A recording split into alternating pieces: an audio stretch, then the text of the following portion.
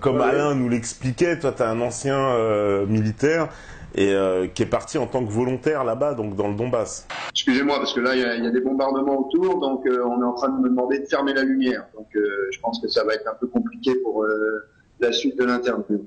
À 300 mètres d'ici, il y a encore des restaurants, des cafés ouverts. Il y a des gens, des familles qui vivent. Si je m'arrête, c'est pour vous faire entendre des bombardements.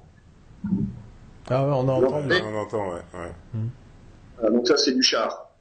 Et on a des bataillons complets, des régiments, des compagnies complètes qui ont rallié directement la résistance avec les armes et les bagages.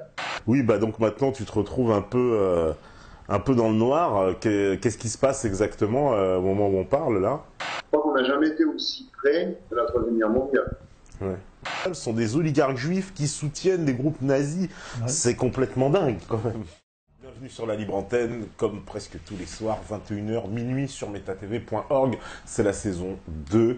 Et ce soir, on va aller du côté du Donbass tout à l'heure. Vous serez avec Erwan Castel et on est avec Alain Benajem. Ça va, Alain? Oui, ça va très bien. Erwan Castel, donc, est un ami. Eh ben, on va l'introduire là dans quelques instants. Je le connais bien. Donc, Erwan est un ancien militaire de carrière. Ouais. Hein, il est officier et donc il va un peu nous parler de lui. Il a décidé de s'engager là-bas comme d'autres, mais bon, lui il est isolé, il est à part. Hein, donc il nous expliquera. Voilà, parce qu'il faut que je dise bonjour à la régie d'abord. Voilà. Bonjour à Steph, il y a Alain et évidemment au modératrol, il y a Gaza et Iris. Ils sont pas nombreux ce soir, hein. Moins nombreux que quand il y a Laura Marie finalement, hein. Mes chers modératrol. Et puis bien sûr tous les métanotes connectés, Cam, Antoine Favnec, Patriote, Sunzu, Sostenere, Lancé Franc, Marvin, Joyosh, Kadeda, JSEB, Kevmaster, Karak, Jérémia, Captain Cap, Monsieur Pringle, Ozose. Voilà, Opossum, Couscous Clan, Carlito Brigante, voilà, Patatrike, voilà, Gâche Espoir, Paul Smith, bon, toute l'équipe qui est que là, et ben on va pouvoir commencer. Donc, et on va introduire notre invité, Erwan, en direct du Donbass. Oui, je crois qu'on va surtout lui le laisser parler. Hein. Bah, tu nous entends, Erwan? Oui, je vous entends très bien, oui. Eh ben, bonsoir à toi, hein, bienvenue sur MetaTV. Bonsoir.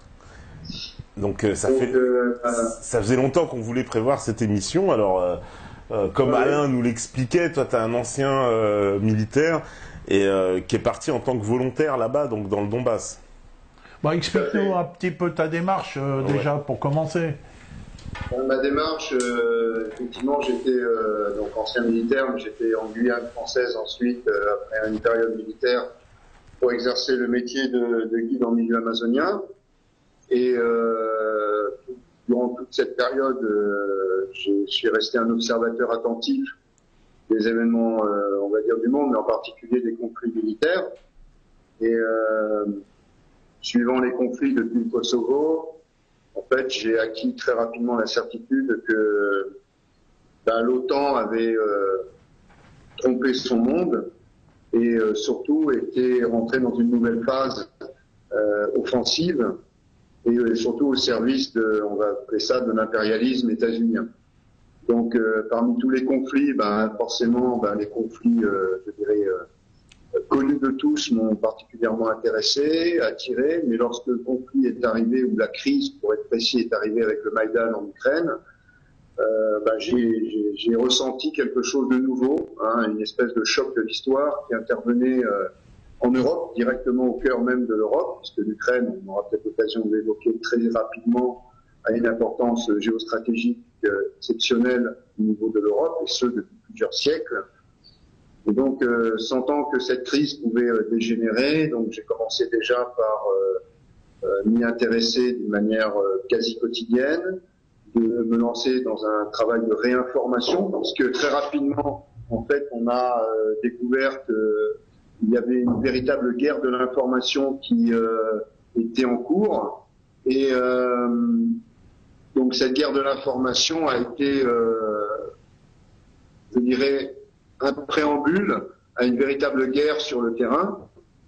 Et lorsque l'opération spéciale donc a été lancé contre le sud-est de l'Ukraine, en fait, j'ai pris la décision de rejoindre ce théâtre d'opération pour, à côté du peuple du Donbass et au sein, si possible, de l'armée de Novorossiya, exercer un travail de coopération et de résistance.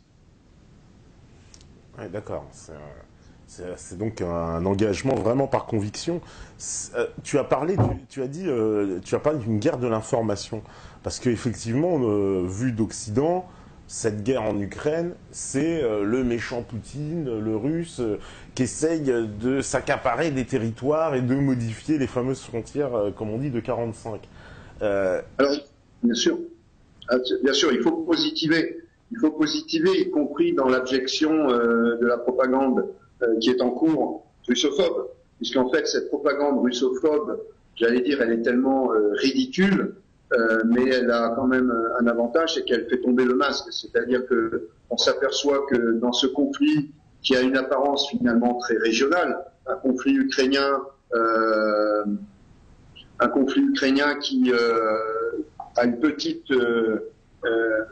comment dire, excusez-moi, parce que là, il y a des bombardements autour, donc on est en train de me demander de fermer la lumière. Donc, je pense que ça va être un peu compliqué pour la suite de l'interview, au niveau image en tout cas. Donc, on a un conflit qui va se faire au sud-est de l'Ukraine, mais à travers la propagande de l'Occident, on s'aperçoit qu'en fait, l'ennemi n'est pas cette petite population russophobe. La population russophobe, elle est l'objet d'une opération que moi je qualifie de génocidaire, puisque ce sont essentiellement les civils qui sont visés. Mais à travers les médias, on s'aperçoit que l'ennemi désigné, c'est la Russie. Hein, donc le chemin pour aller à Moscou, il passe par Kiev, de même que le chemin pour aller à Téhéran passe par Damas.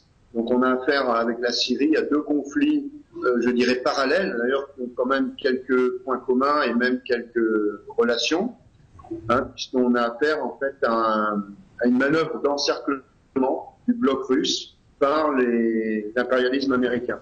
Puisqu'on a beau dire, je sais pas, c'est dommage que vous n'avez pas la carte, mais on a beau dire partout que la Russie est l'agresseur, il suffit simplement de montrer aux auditeurs ou aux téléspectateurs la carte des pays de l'OTAN, donc la création de l'OTAN après la guerre, l'OTAN en 1990 à la chute du mur et à la fin de l'Union soviétique, et ensuite l'OTAN actuellement, et on s'aperçoit qu'il y a vraiment une poussée militaire de l'OTAN vers l'Est, visant en fait à arriver jusqu'aux portes même de la Russie. Donc c'est vraiment un conflit qui se fait par la guerre de l'information, une propagande visant à diaboliser les Russes. Alors en plus avec des stupidités monstrueuses, où on raconte que Poutine veut restaurer l'Union soviétique. Alors pour citer l'intéressé lui-même, Poutine disait il y a quelques années, celui qui veut restaurer l'Union soviétique n'a pas de tête, celui qui ne regrette pas la puissance de l'Union soviétique n'a pas de cœur. Donc en fait, Poutine essaye, avec, je dirais, l'intelligence qui n'est pas forcément uniquement la sienne, mais aussi l'intelligence du caractère et du peuple russe, il essaye d'assumer un héritage, parce qu'actuellement on s'aperçoit que la Russie évolue vers une restauration à la fois, non pas soviétique, mais une restauration d'un grand pays qui assume son héritage communiste, certes, sans vouloir forcément le reproduire, mais au moins l'assumer, mais également assume un héritage impérialiste, un héritage de l'empire russe qui précédait l'époque soviétique, sans forcément vouloir aussi restaurer ce que fut l'empire. Hein, c'est simplement des gens qui assument leur histoire et qui savent, je dirais, en tirer le meilleur aspect et surtout conserver des valeurs à travers les nouveaux événements. Erwan, quelle a été ton impression quand tu es arrivé là-bas?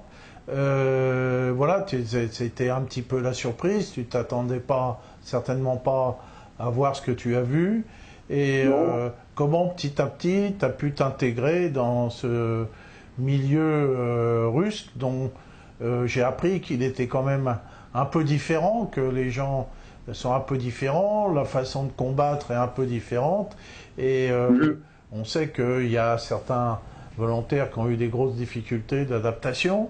Comment que ça s'est passé pour toi? Déjà, il faut... c'est un peu compliqué. Hein. Déjà, on a une idée, effectivement, quand on observe un conflit de loin, parce que je parlais à l'instant de la propagande américaine, et comme il y a une guerre de l'information, voilà, il ne faut pas se voiler la face, il y a également une contre-propagande qui intervient, ce qui est tout à fait logique dans toutes les guerres. Il suffit de regarder l'histoire. Il y a toujours eu des guerres de l'information avec, je ne vais pas dire des exagérations, mais on essaye de vanter, d'idéaliser chaque position dans son propre camp.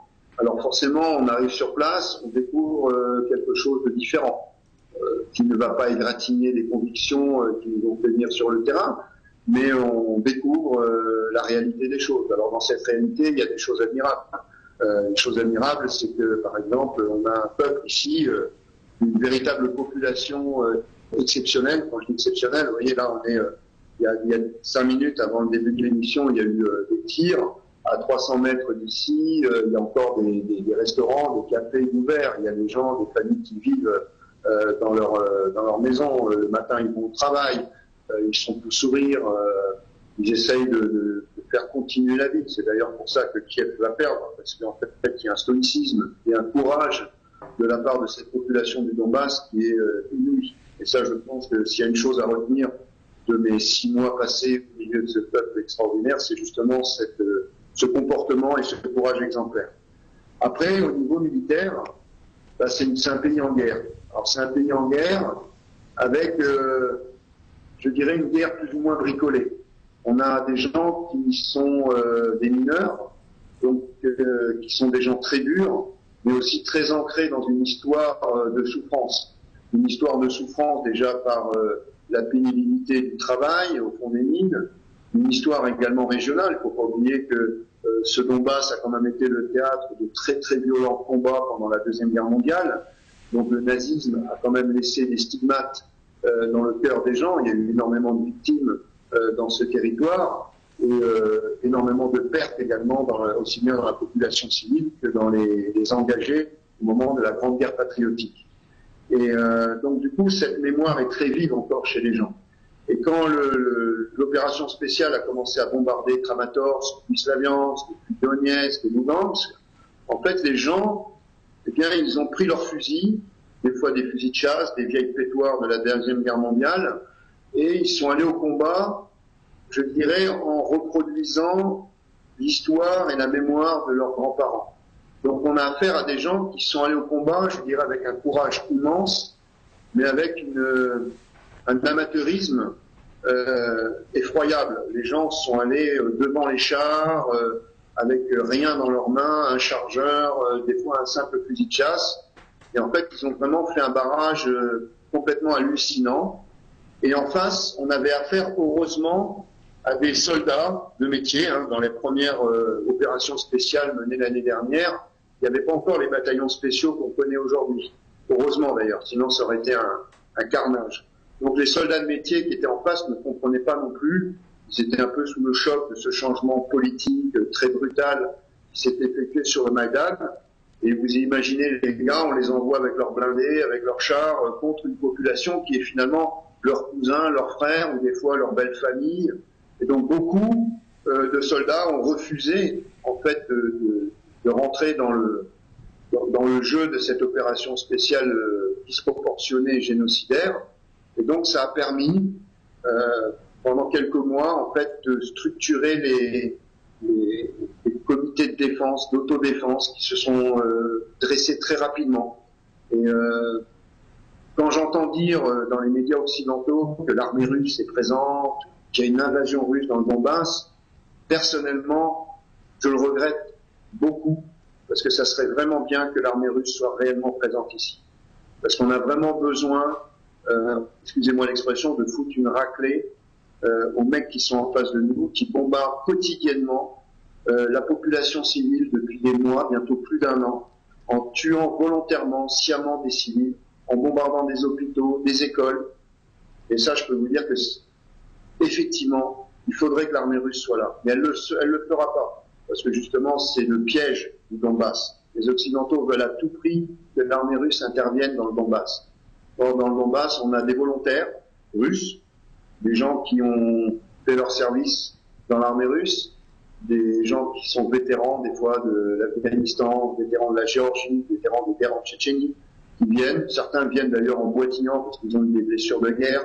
D'autres ont 50 ans parce qu'ils ont servi dans un char et qu'ici, on a récupéré les chars dans l'armée ukrainienne. Donc, il faut les bricoler, puis il faut trouver des pilotes pour les servir. Donc, on voit des gens arriver de partout. Il y a des femmes qui viennent, qui quittent leur foyer, qui prennent un fusil parce que leur mari a été blessé ou a été tué, leur enfant n'a plus son école qui tient debout, donc elles ont décidé de servir du mieux qu'elles peuvent dans la milice, et qui est en train de devenir aujourd'hui une armée régulière. Justement, Erwan, comment fonctionne l'organisation militaire? Alors, tu m'as dit tout à l'heure que finalement il y avait peu de structures civiles, que le pays était quasiment administré par les militaires.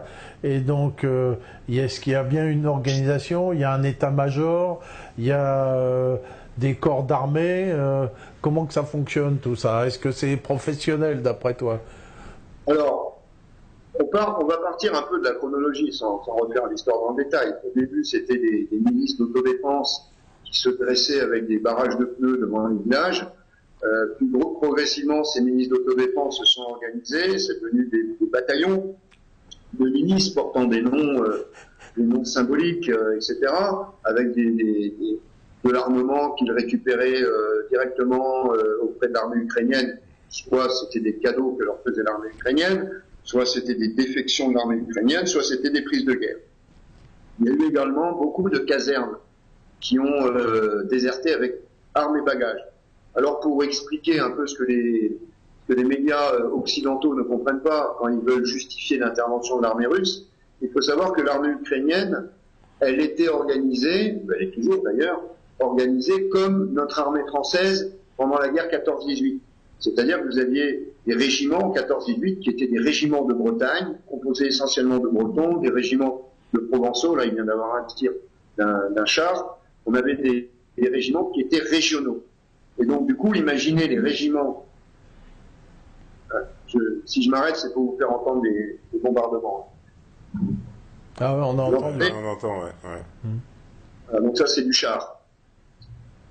Ça, c'est des impacts, des arrivées de tirs de chars ukrainiens. Parce qu'on est à 2 km de la ligne de front ici. Donc, en fait, on a des gens qui se sont retrouvés finalement au sein d'un pays qui était leur pays, attaqué, et eux ils étaient militaires, donc qu'est-ce qu'ils ont fait? Ils ont tout simplement rendu les armes, ils ont déserté, et on a des bataillons complets, des régiments, des compagnies complètes qui ont rallié directement la résistance avec les armes et les bagages. Après il y a eu énormément de défections venant de Kiev. Je ne sais pas si vous vous souvenez de ces policiers qui étaient lynchés par les manifestants sur le Maïdan, et qui ensuite ont été accusés d'avoir tiré sur la foule. On sait aujourd'hui, notamment par des très belles investigations réalisées par la télévision allemande, entre autres, que les tireurs du Maïdan... Les fameux Berkut. Voilà, les fameux Berkut ont déserté en masse leurs unités de police et ont rejoint également la rébellion. Donc on s'est retrouvé, après les premiers comités d'autodéfense, avec une ossature militaire mais venant d'Ukraine. Et cette ossature militaire, en fait, a servi d'encadrement, a amené du matériel et a amené une certaine organisation militaire et des savoir-faire, ne serait-ce que des savoir-faire organisationnels ou tactiques. Donc ça, c'est cette première période, on va dire grosso modo, de l'année dernière. Lorsque l'année 2015 arrive, justement, il y a des autorités civiles qui se sont organisées entre Lugansk et Donetsk, et la guerre continuant, en fait, il s'est avéré comme une priorité, ce qui est normal en temps de guerre, de structurer cette armée de milices pour en faire une véritable armée professionnelle. Donc cette armée professionnelle, elle est en ce moment en train de naître, des corps de la milice. Alors pour vous donner un exemple, moi quand j'ai été incorporé au bataillon dans lequel je sers aujourd'hui, j'ai eu 4 jours de visite médicale. Donc 4 jours de visite médicale, électrocardiogramme, prise de sang, vraiment la totale, hein, comme dans une armée professionnelle, avec papier militaire, estampillage, voilà, accréditation, autorisation de porter une arme. Donc on a un numéro, on est complètement maintenant mis dans un moule professionnel. Alors ça peut faire grincer des dents certains miliciens, mais d'un autre côté, grosso modo, c'est quand même une bonne chose de structurer cette armée en unité professionnelle. Moi, je pense que là, on est en train de voir naître vraiment l'armée professionnelle qui va non seulement résister encore plus efficacement aux tirs, aux bombardements et aux assauts des bataillons spéciaux, mais qui, je l'espère, prochainement va également participer à la libération des territoires occupés.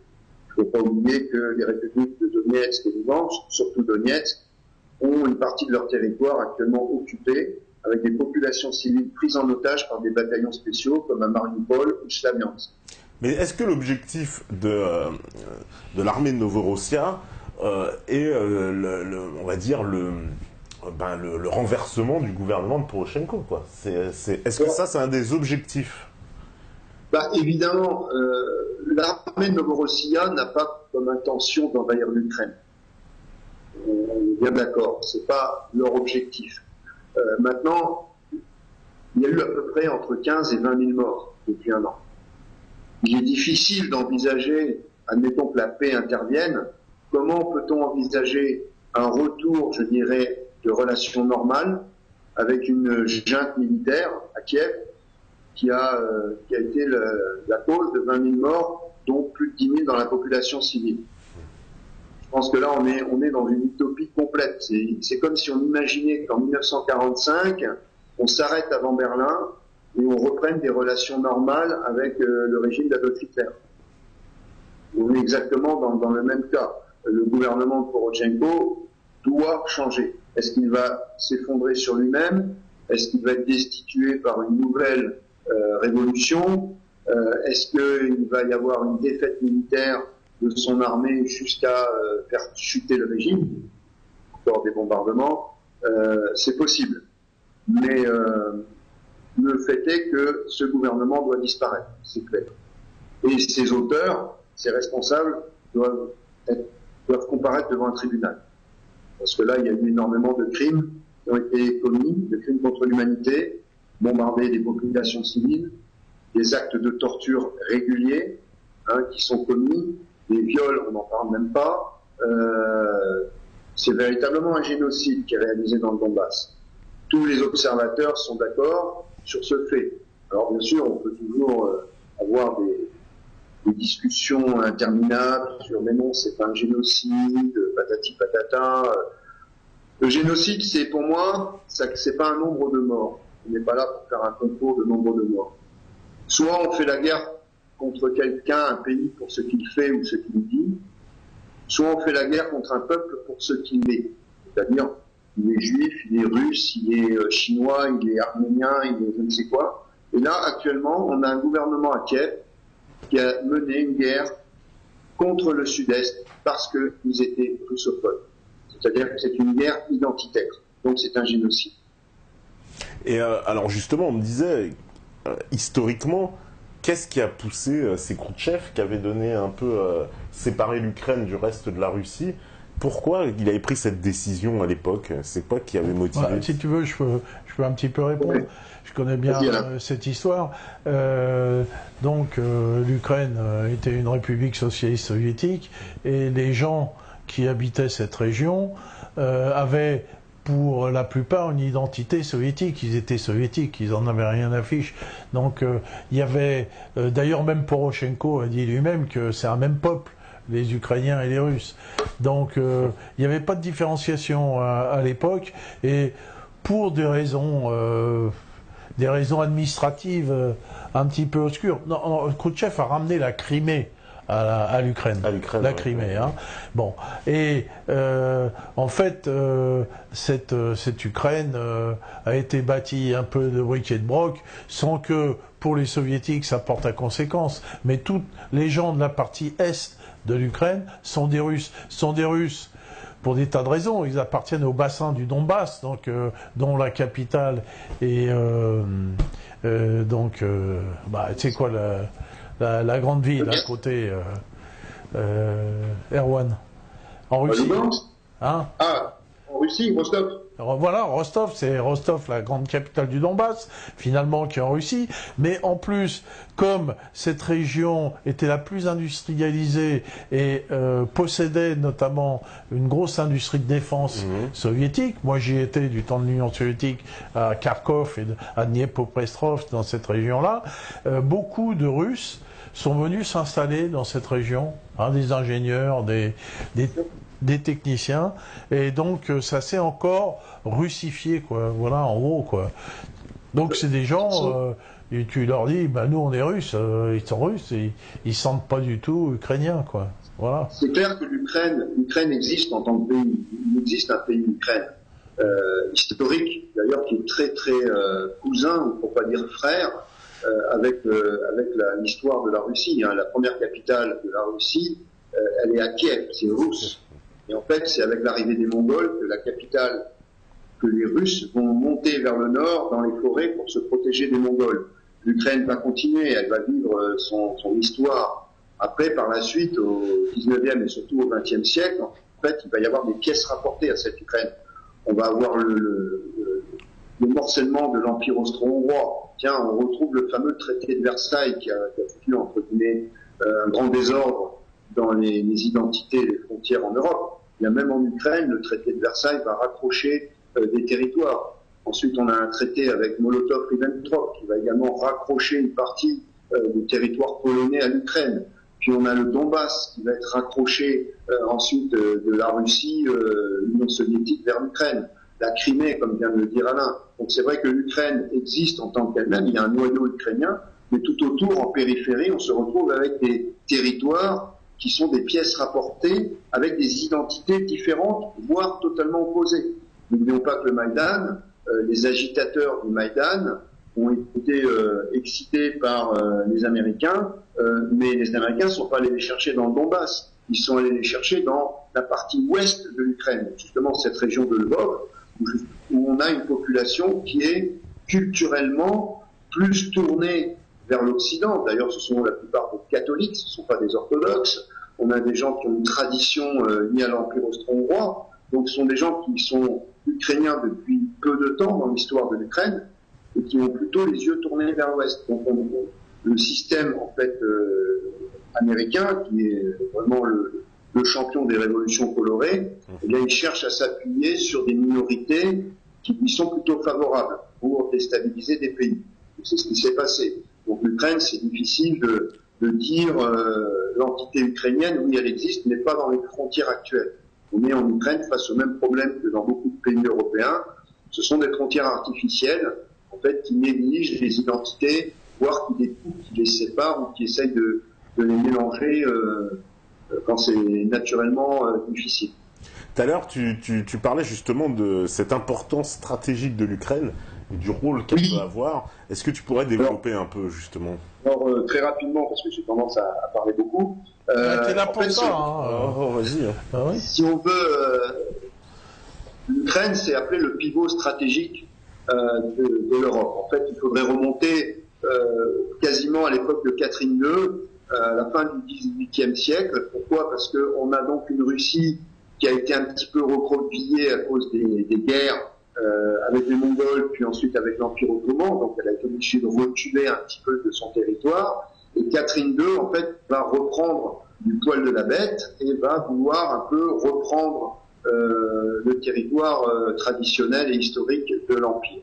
À côté de ça, on a une thalassocratie à l'époque, donc un empire maritime. Il y a Zygmunt Bauman, un sociologue polonais, qui comparait un peu les grands mouvements historiques entre l'opposition entre l'empire terrestre et l'empire maritime. Et donc on a tout au long de l'histoire depuis l'Antiquité des thalassocraties qui essayent par le biais de l'économie, puisque l'économie transitait par les mers autrefois, donc ces thalassocraties, via l'économie, essayent d'imposer une certaine puissance, une puissance militaire, voire une puissance culturelle.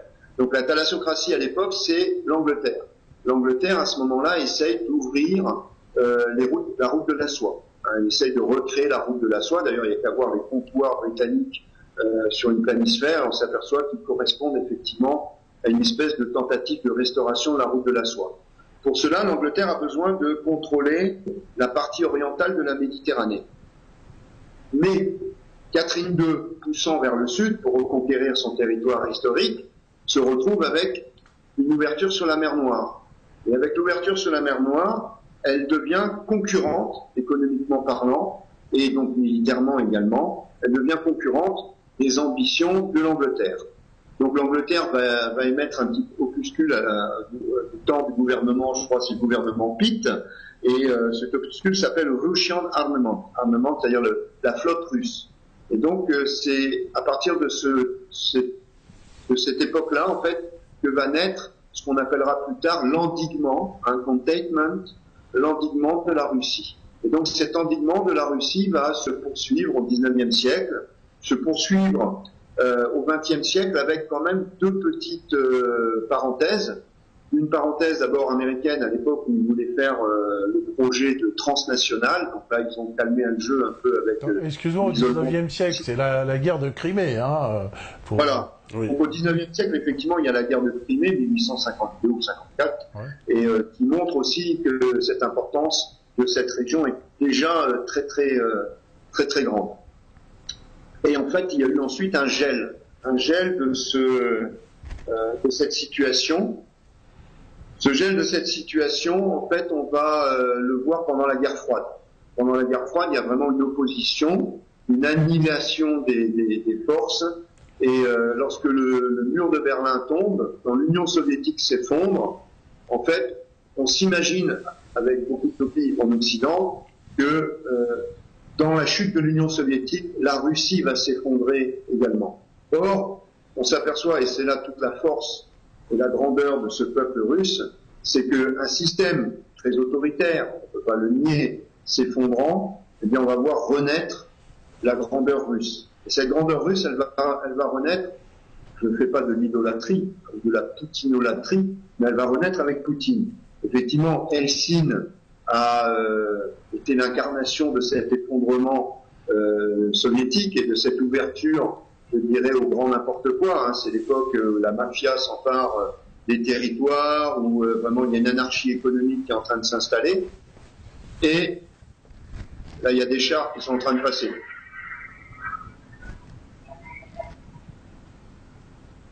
Voilà, donc cet effondrement économique, en fait, Poutine va restaurer cette puissance russe. Et à partir du moment où Poutine restaure cette puissance russe, il va commencer à inquiéter de nouveau la thalassocratie du moment, qui est non plus l'Angleterre, mais la thalassocratie est passée aux États-Unis. Donc la thalassocratie du XXe siècle, ce sont les États-Unis. Et quand ils voient la restauration russe, eh bien ils reprennent finalement, ils ressortent des dossiers, les grandes théories du containment qui avaient été redéfinies par un certain Brzezinski, dont la famille est originaire de la région de Lvov, qu'on citait récemment, juste avant, et qui est polonais, en fait, de naissance polonaise. Donc Brzezinski va vraiment expliquer ça. D'ailleurs, il faut lire avec intérêt Le Grand Échiquier. Hein, c'est un ouvrage qu'il a écrit dans les années 1977, je crois, mais qui est toujours d'actualité et qui permet de bien expliquer le positionnement géostratégique des États-Unis vis-à-vis de l'Ukraine. Oui, parce que cette région-là, comme il disait Brzezinski dans son livre, il disait c'est ce qui fait que la Russie est un empire en possédant l'Ukraine et que c'est un peu le verrou entre l'Occident et la Russie, quoi, une espèce de zone. Excuse-moi, on a parlé déjà ici de la façon dont la thalassocratie considère la Russie, c'est-à-dire que ce continent est défini comme le Heartland, rappelle-toi, et puis qu'autour il y a ce fameux Rimland. Ouais. Et donc ce continent eurasiatique, il l'appelle le World Island, l'île du monde. Et encore récemment, Madeleine Albright a dit que c'était inqualifiable qu'un seul pays, en l'occurrence la Russie, puisse posséder toutes les richesses de la Sibérie. Donc la thalassocratie vise depuis toujours ces cette zone-là, depuis toujours. Hein. On a parlé de la guerre de Crimée, et puis après, en 1905, il y a eu la guerre de Mandchourie. Les Japonais ont été largement financés par les Anglo-Saxons, et donc ils n'arrêtent pas. Donc quand ces gens-là, moi j'ai déjà dit, hein, je suis de l'histoire, je vais avoir 70 ans, hein, donc j'ai bien vécu toutes les balivernes de la guerre froide, pendant cette période-là, on disait oui, c'est le monde libre contre le communisme. Alors tu faisais toujours l'empire du mal, le communisme, l'empire du mal, les communistes, voilà, les méchants. Et donc, mais maintenant on s'aperçoit que contre la Russie, c'est encore pire. C'est bien que pendant des années, ils nous ont raconté des conneries par rapport à la lutte contre le communisme, parce qu'ils en ont rien à fiche de la lutte contre le communisme. C'est bien contre la Russie qu'ils ont, qu'elle soit communiste, qu'elle soit impériale, ou qu'elle soit républicaine comme maintenant. Ils s'en fichent complètement. Eux, ils veulent le World Island. Alors le seul moment où ils ont eu un espoir de mettre la main dessus, c'est quand il y avait Yeltsin. Alors là, évidemment, ils étaient à deux doigts quand le Carlyle Group a mis la main sur les richesses pétrolières, et à ce moment-là, il y a eu la réaction de Vladimir Poutine. Hein. Alors ce qui est rigolo, parce que je vais encore citer une anecdote de Vladimir Poutine. Quand Vladimir Poutine, alors pareil, la diabolisation du personnage. On entend des journalistes dire oui, c'était un espion du KGB. On a vraiment l'impression que Vladimir Poutine, c'est, je sais pas, Vladimir 008, quoi. Hein. Alors qu'en fait, on lit ses propres notes et sa propre autobiographie. En fait, il n'était, et même ses biographies, hein, parce qu'il y a eu des biographes, y compris occidentaux, qui ont essayé de creuser un peu le personnage. C'était un sombre administratif d'un KGB, certes, mais il était à Dresde et il faisait des fiches, voilà, c'était pas du tout le super espion comme on tend à vouloir un peu le dépeindre comme étant l'implacable et sanguinaire espion du KGB, décrit par les bouquins de John le Carré par exemple. Donc quand Poutine il arrive, il quitte le KGB, il est en transition, il intègre la mairie de Saint-Pétersbourg, et quand il reçoit son bureau, il y a un gars de la mairie qui vient lui proposer qu'est-ce que vous voulez, un portrait de Lénine ou un portrait de Kirov? Parce que bon, c'est les deux grands pontes, je dirais, les deux grandes figures qui étaient citées dans l'histoire soviétique. Hein, eh bien, Poutine, il rétorque, il dit je ne veux ni Kirov ni Lénine. Alors ça doit pas faire plaisir à ceux qui veulent à tout prix montrer Poutine comme un restaurateur de l'Union soviétique. Il ne veut pas le portrait de Lénine, il ne veut pas le portrait de Kirov dans son bureau. Il veut le portrait de Pierre le Grand.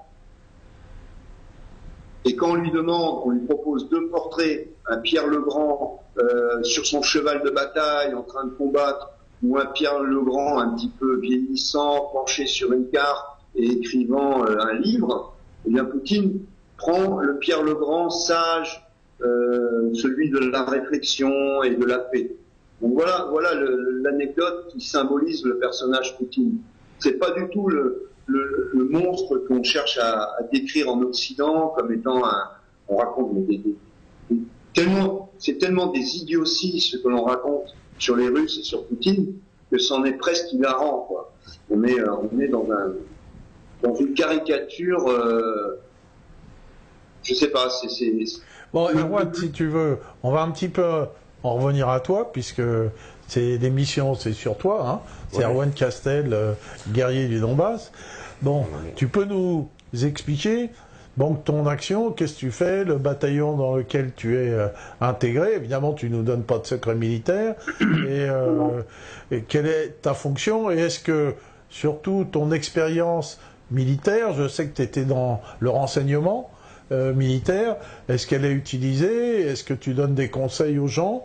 Ou est-ce que tu es un simple soldat obéissant aux ordres ou... Ouais, et toi, tu as plus un rôle, on va dire, d'instructeur ou de combattant, ouais.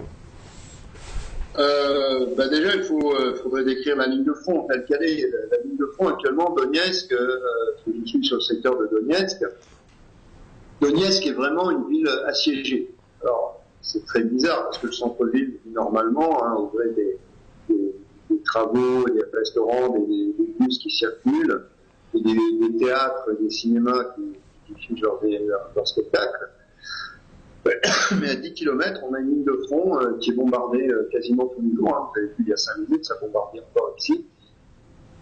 Et donc, on a des blocs-postes, hein, ce qu'on appelle des blocs-postes, des checkpoints, hein, pour prendre un terme usité dans l'Occident. Et on a des bataillons de volontaires qui sont donc, sur l'ensemble de la ligne de front. Donc, j'ai intégré donc un bataillon qui est sur le front ouest de Donetsk, qui a un front assez tendu en ce moment, là, depuis à peu près un mois et demi. C'est très tendu, il y a des bombardements tous les soirs, des assauts, des infiltrations ukrainiennes. On sent qu'il y a une montée en puissance du matériel. Hein. On passe, pendant les premiers temps des accords de Minsk, en fait, il faut savoir une chose, je fais une parenthèse sur les accords de Minsk, parce qu'on a eu un Minsk 1, un Minsk 2. Si vous voulez mon point de vue, c'est de la foutaise grand F. Hein, les accords de Minsk, à chaque fois, sont intervenus à des moments où l'armée ukrainienne était en train de se prendre une véritable branlée. Excusez-moi le terme vulgaire. Les accords de Minsk n'ont eu comme objectif que de permettre à Kiev de restaurer son armée, de geler une ligne de front avant que tout le système s'effondre. Une fois que l'armée est restaurée, eh bien les combats reprennent. Et les combats reprennent sur l'initiative de Kiev. Donc l'intégration dans un bataillon, elle est, comme je vous l'ai décrit tout à l'heure, elle est maintenant administrative, médicale, etc. Et moi, je viens d'intégrer un bataillon blindé, donc c'est un bataillon avec des tanks qui sont un peu dispersés sur un secteur de front assez large, on va dire. Et bon, je travaille pas dans les tanks, hein, j'ai ni l'envie ni les compétences pour travailler dans une boîte métallique. Mais par contre, je fais partie donc d'une unité de reconnaissance du bataillon. Donc c'est une unité qui est chargée en fait de faire de la sûreté, donc d'attendre, de repérer et de détecter le dispositif ennemi, ou qui est chargée éventuellement de faire des infiltrations pour accompagner des contre-attaques que nous réalisons sur des unités d'artillerie essentiellement, puisque le travail principal des unités républicaines aujourd'hui, et ça c'est accord de Minsk obligé, on est sur une position défensive. Donc on est sur une position défensive quand les bombardements sont faits d'une manière très intensive sur des quartiers résidentiels, ou même sur des unités militaires. Là encore, hein, si on respectait les accords de Minsk, il n'y aurait pas de bombardement ukrainien, parce que dans les accords de Minsk, il est prévu le retrait, en fait, de l'artillerie lourde des deux côtés. Donc côté républicain, l'artillerie lourde s'est retirée. En tube, on n'a plus que des mortiers, donc des petites unités d'appui au niveau compagnie et régimentaire. Par contre, la grosse artillerie républicaine s'est retirée. Par contre, l'artillerie ukrainienne continue à nous asséner tous les jours. Donc, ce qu'on fait, on fait des contre-attaques, on essaie de juguler ces unités d'artillerie et donc de les faire taire. Voilà. En attendant de pouvoir faire mieux. Tu as aussi participé au combat de Marinka. Tu peux nous en dire un mot? Oui. Marinka est une zone assez sensible. Marinka est une porte d'entrée pour le bastion de Donetsk. C'est en fait comme dans tous les croissances urbaines, il y a des villages qui finissent par être atteints par la conurbation principale, et donc il y a une continuité urbaine sur des kilomètres et des kilomètres. Parce que en fait, le terrain ici est très très difficile au niveau guerre. C'est un terrain très plat, c'est une steppe, il n'y a quasiment pas de forêt, et donc les seuls obstacles sur lesquels les unités militaires peuvent s'accrocher pour réaliser une ligne de défense, eh bien, ce sont les villages, les villes, et parfois quelques grosses rivières, mais c'est pas général pour le réseau hydrographique.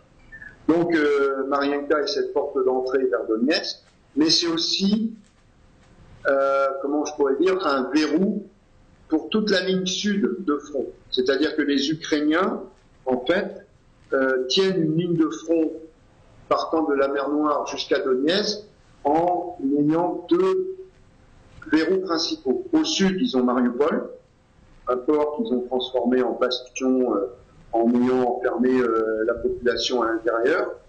Et on a au nord, on a donc ce fameux Mariinka. Et donc, ce sont les deux points d'appui d'une ligne de front qui est assez poreuse, qui est assez fragile. Et si Mariinka, par exemple, venait à tomber dans l'escarcelle de la République de Donetsk, donc venait à être libérée, eh bien, en fait, ça risquerait fortement de fragiliser toute la ligne de front sud de l'armée ukrainienne.